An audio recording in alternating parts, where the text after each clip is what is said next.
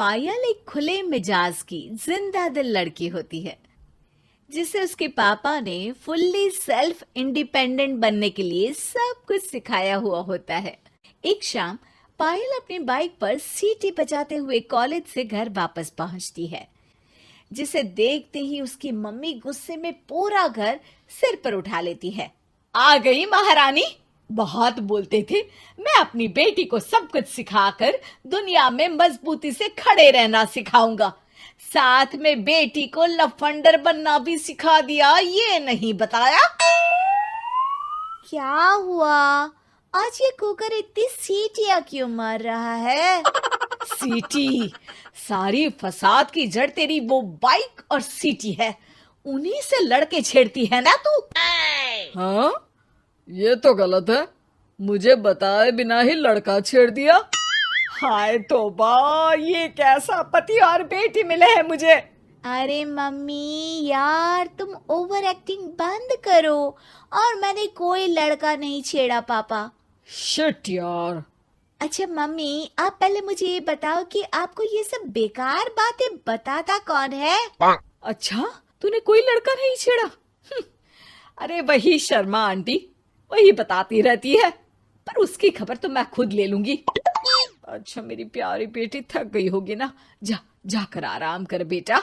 अचानक मम्मी को गर्म से नरम होते देख के पायल और उसके पापा कंफ्यूजन में एक दूसरे को देखने लगते हैं। आंखों से कुछ इशारे होते हैं और पायल वहां से चुपचाप चली जाती है। जिसके बाद रात को घर में सबके सोने के बाद दोनों पापा बेटी छत पर मिलते हैं। क्या खबर लाए हो? अरे तुम्हारी मम्मी तो हमसे भी तेज निकली, कोई खबर नहीं मिली। क्या यार पापा, पता नहीं अब मेरी मदर इंडिया कौन सा बम फोड़ेंगी। इसी के साथ दोनों अपने कमरे में वापस जाकर सो जाते हैं।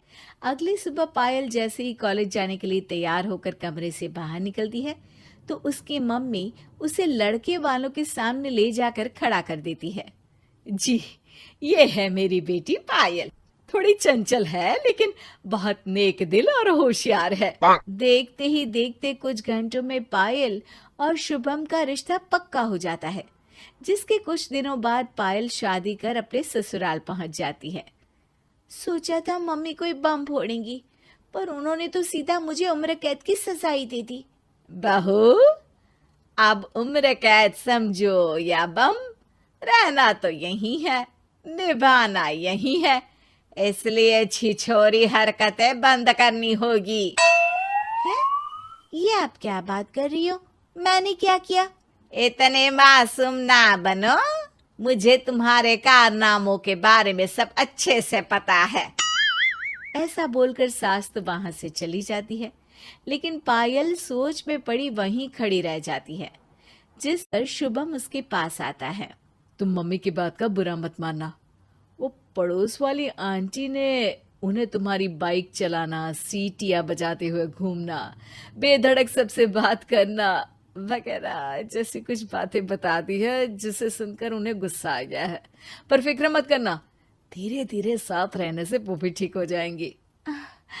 Thanks for your concern, but I don't care. Payal सीधा अपने कमरे में चली जाती है। अगली सुबह कॉलेज जाने के लिए तैयार हो सीटी बजाते हुए कमरे से बाहर निकलती है, जिसे देख सास गुस्से से तिलमिला उठती है। महारानी, शादी के अगले ही दिन ये हीरोइन बनकर कहाँ चल पड़ी? और ये लफंगों की तरह सीटियां बजाना बंद करो, ये हमारा घर है, कोई सड़क नहीं जहाँ तुम आवारागर्दी करती घूमो। मम्मी जी, सीटी बजाने और कंफर्टेबल कपड़े पहनने से लोग कब से आवारा बनने लगे? इसी के साथ सास बहू का युद्ध शुरू होने ही वाला होता है कि शुभम वहां पहुंच जाता है। माँ, उसका कॉलेज है इसलिए ऐसे तैयार हुई है। और पायल, तुम भी माँ को समझने की थोड़ी कोशिश करो ना प्लीज।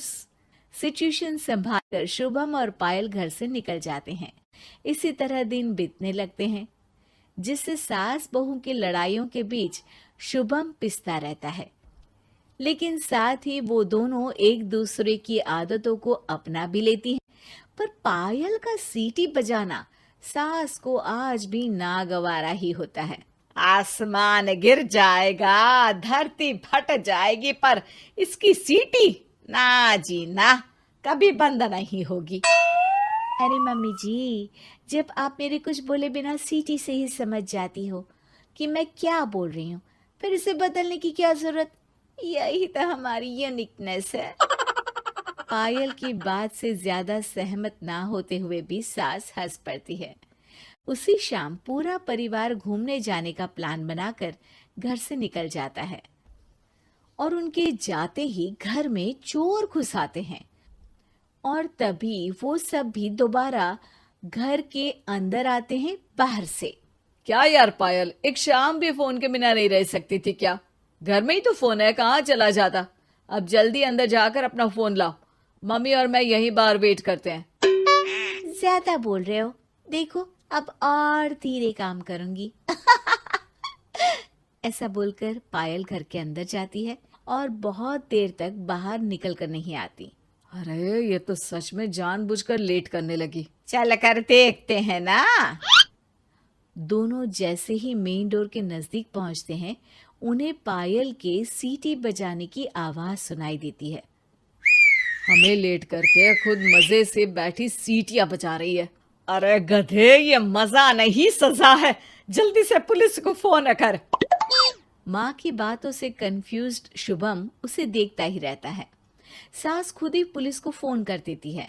कुछ देर बाद वो दोनों पुलिस के साथ घर के अंदर जाते हैं तो पायल एक कुर्सी पर बंधी होती है और सास को देखते ही दोबारा सीटी बजाने लगती है। सीटियों की दुकान फिर से शुरू हो गई तू? और क्या इन सबको कह रही है कि चोरा है चोरा है? तुझे कैद किया है, थोड़ा तो तरस खाकर डर हमसे। और प्यार से क्या बोल रहा है इससे? अरे इसके सर पर बंदूक लगा, ठोक दे इसको। अरे चल झूठे, तेरे पास तो हथियार है ही नहीं। सास की बात सुन वहां मौजूद सारे इंसान हैरान रह जाते हैं और पुलिस तुरंत उन चोरों को अरेस्ट कर लेती है। आपको कैसे पता कि इनके पास हथियार नहीं है? अरे सीटी नहीं तो बताया।